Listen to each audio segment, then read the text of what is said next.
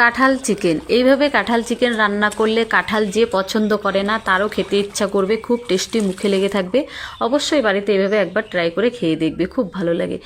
কাঁঠাল চিকেন বানানোর জন্য আমি এখানে সব কিছু রেডি করে নিয়েছি।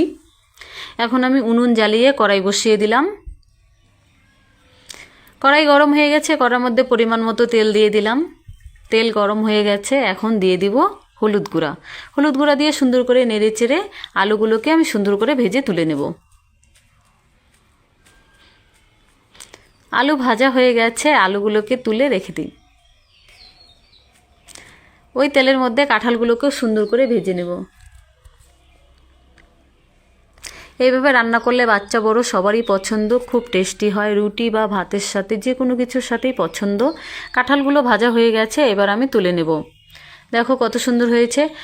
কড়ার মধ্যে পরিমাণ মতো তেল দিয়ে তেজপাতা, শুকনো লঙ্কা, গোটা গরম মশলা ফোড়ন দিয়ে দিলাম সঙ্গে কিছুটা গোটা জিরে।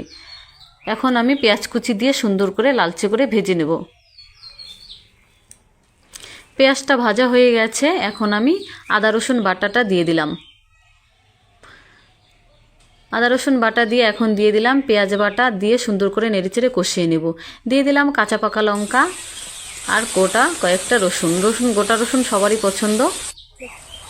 এখন দিয়ে দিলাম স্বাদমতো নুন আর হলুদ গুঁড়া, দিয়ে সুন্দর করে নেড়েচেড়ে কষিয়ে নেব।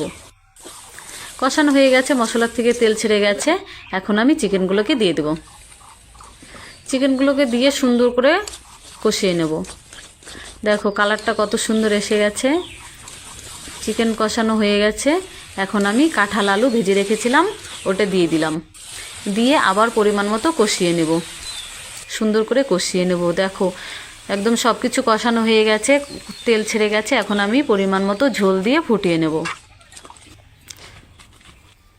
ঝোল ফুটে গেছে, এখন আমি দিয়ে দিব গরম মশলা গুঁড়ো। গরম মশলা গুঁড়ো দিয়ে খানিকটা কষিয়ে নিলেই রেডি কাঁঠাল চিকেন। একদম গরম গরম ভাতের সাথে জমে যাবে, মুখে লেগে থাকবে। ভিডিওটা দেখার জন্য অনেক অনেক ধন্যবাদ। ভালো থাকবে, সুস্থ থাকবে। আমার ইউটিউব চ্যানেলটাকে সবাই সাবস্ক্রাইব করে দেবে।